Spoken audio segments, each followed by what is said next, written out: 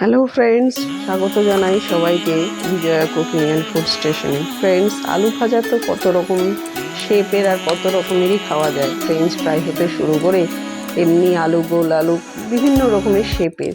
তো এই একটা শেপস যেটা ফ্লাওয়ারের মতন, জেলিফিশের মতন দেখতে, যা ফুলের মতন বাচ্চাদেরকে তো খুবই আকৃষ্ট করবে। তারা খেতেও ভালোবাসবে এবং দেখতেও সুন্দর। বা বাড়িতে কোনো অতিথি আসলে তাও এরকমভাবে আলু ভাজা দিলে তাদের প্রশংসার পঞ্চমুখ, যা আপনার প্রশংসা এবং বারবার করার অনুরোধ করবে। এইরকমভাবে ফ্রেন্ডস, আলু ভাজা করার জন্য দেখুন, প্রথমে আমি এরকম বড় সাইজের 4টে আলু নিয়ে নিয়েছি। আলুটাকে নিয়ে নিয়েছি। এবার চারপাশের যে অসমান দিকগুলো সেগুলোকে কেটে নেব এইভাবে, যে একটা শেপে আনার জন্য। এই কেটে নিলাম। কেটে এবার সব আলুগুলোকেও সেমভাবে কেটে নিলাম। এবার এখানে 4 পিস আলু নিয়েছি, বড় ছোট মাপের। বড় মাপেরটা বেশি ফুলটা আর কি ভালো হয়, ছোট মাপেরটা ছোট ফুলের টাইপের হয়। তাই চেষ্টা করেছি দেখানোর। দেখুন, এভাবে সব কটা আলু স্কোয়ার মাপের কেটে নিয়েছি শেপের। এবার আলুগুলোকে স্কোয়ার আর কি ফুল টাইপের শেপ দেওয়ার জন্য প্রথমে আলুটাকে নিয়ে নিলাম এবং মেজারমেন্টের জন্য নিয়ে নেব ফ্রেন্ডস 2টো কাঠি।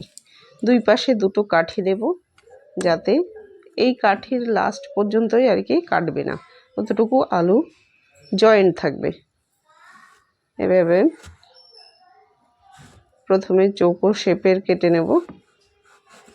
কেটে নিয়ে উপর দিয়ে যত কটা আলুর পরিমাপ অনুযায়ী, বড় আলু হলে তাহলে সেখানে আবার একটু বেশি ফুল হয়ে হবে, আর ছোট মাপের হলে ছোট ফুল।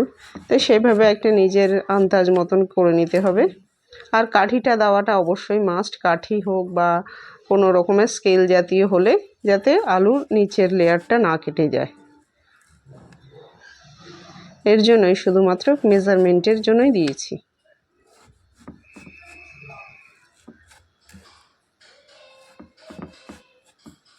এই যে প্রথম ফুল হয়ে গেল। এভাবে লেগে আছে, আস্তে আস্তে এটা ছেড়ে যে ফুল টাইপের এসে যাবে। পরের আলুগুলোকেও ফ্রেন্ডস একইভাবে কেটে নেব। কেটে এইভাবে শেপ দিতে, আলুর কত রকমের শেপ হয়ে থাকে, তার মধ্যে একটা শেপ। বাদ বাকি আলুগুলোকেও সেমভাবে শেপ নিয়ে নেব। এইভাবে শেপটা যেমন একটু দেখতেও ভালো লাগে, আর বাচ্চারা তো আলু খুবই পছন্দ করে। আলু যদি ভাজা হয় এইরকম ফুলের, তাহলে খুব ভালো খেয়ে নেবে এবং কি তারা বলবে বারবার করে বানানোর জন্য একইভাবে শেপের। আর ক্রাঞ্চি তো অবশ্যই, ক্রাঞ্চি এরকম আলু ভাজা দারুণ খেতে। চেষ্টা করেছি একটা অভিনবত্ব দেখানোর জন্য। তো কেমন লাগে কমেন্টসে অবশ্যই জানাবেন। বাদ বাকি আলুগুলোকেও একইভাবে শেপ দিয়ে নেব। শেপ দিয়ে এবার আলুগুলোকে একটা পাত্রে নিয়ে দিয়ে দেবো 1 চামচ লবণ। লবণটা মাখিয়ে রাখবো, তাহলে আলুর গায়ের যে এক্সট্রা জল সেগুলো খুব ভালোভাবে বেরিয়ে আসবে। এই দেখুন, লবণটাকে একটু মাখিয়ে নিচ্ছি। এইরকমভাবে আলু ভাজা আগে কারা কারা বানিয়েছেন অবশ্যই কমেন্টসে জানাবেন এবং কেমন লাগে তাও জানাবেন। আর যদি ভালো লাগে তাহলে, যদি না করে থাকেন বাড়িতে, অবশ্যই করে কমেন্টসে জানাবেন। অবশ্যই আপনাদের কমেন্টসের অপেক্ষায় থাকবো। তো ফ্রেন্ডস, আমি এভাবে আলু লবণ মাখিয়ে রেখে দিয়েছিলাম। একটু বেশিক্ষণ রাখা যাবে না, বেশিক্ষণ রাখলে আলুর যে কষটা সেগুলো লেগে যায়। তো এখানে হালকা লেগেও গেছে। তো এই অবস্থাতেই আমি দিয়ে ভালো করে জলে ধুয়ে নেব, যাতে আলুর যে কষটা আছে বেরিয়ে আসে। লবণ তো আগেই মাখানো আছে, আর কোনো এক্সট্রা আমার লবণ মাখানোর দরকার নেই। এবার আলুগুলোকে ধুয়ে নেব। ধোয়াতে আলুগুলো অনেকটা নরম ভাবও এসছে। এবার ক্রাঞ্চি ভাবের জন্য দেখুন, আগে ধুয়ে নিই। ধুয়ে ভালো করে ধুয়ে নিলাম, ধুয়ে একটা প্লেটে নিয়ে নিলাম। এবার যে এর গায়ে যে জলটা আছে, জলটা মোছার জন্য আমি নিয়ে নিচ্ছি একটা টিস্যু পেপার দিয়ে ভালো করে এক্সট্রা যে জলগুলো চিপে চিপে মুছে নেব। আপনারা চাইলে টিস্যু পেপার বা কোনো পাতলা সুতির কাপড় দিয়েও মোছা যায়, যাতে গায়ের যে আলুর জলটা আছে জলটা বেরিয়ে আসে। এই দেখুন,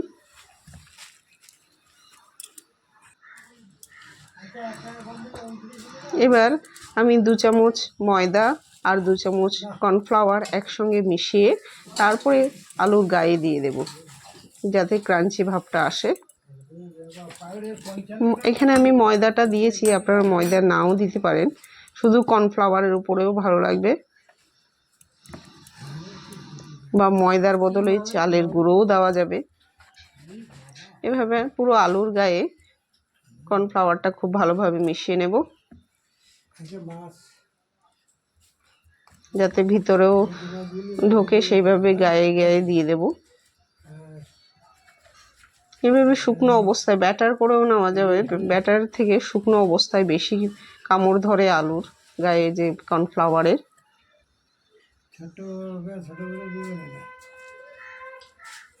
খুব ভালো করে মিশিয়ে নিলাম।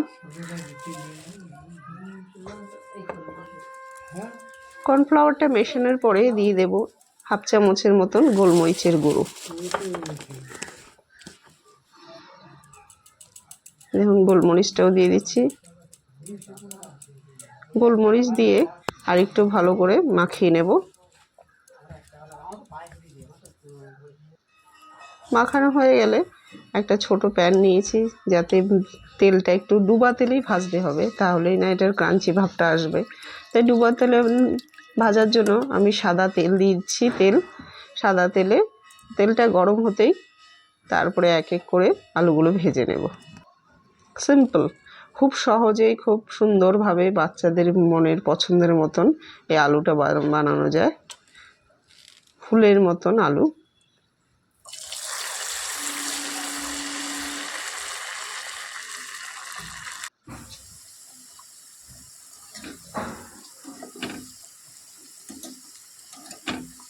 একটু নেড়ে নেড়ে দিতে হবে যাতে লেগে না যায়। দেখুন, উল্টে দিলাম।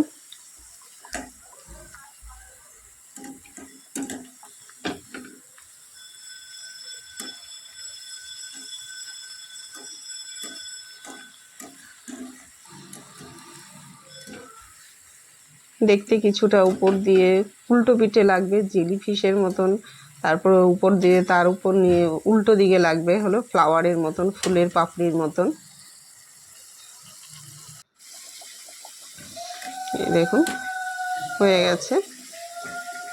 এবার এক এক করে তুলে নেব। এক্সট্রা তেল যাতে চলে যায় তার জন্য প্লেটের উপরে আমি একটা টিস্যু পেপার নিয়ে নিয়েছি। বাদবাকিগুলোকেও এইভাবে তুলে নেব।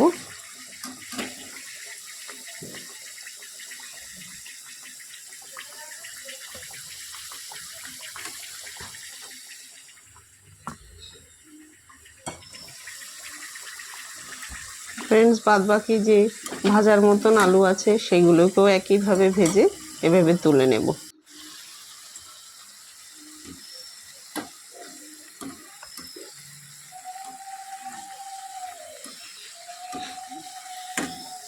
দেখুন, একটা ফুলও পাপড়িও মানে ওই নিচে যেহেতু আমি কাটার সময় একটু লেয়ার হিসেবে দিয়ে দিচ্ছি, কাঠি যাতে না কেটে যায়, ওইভাবেই এবার তুলে নেব একটা সার্ভিং প্লেটে।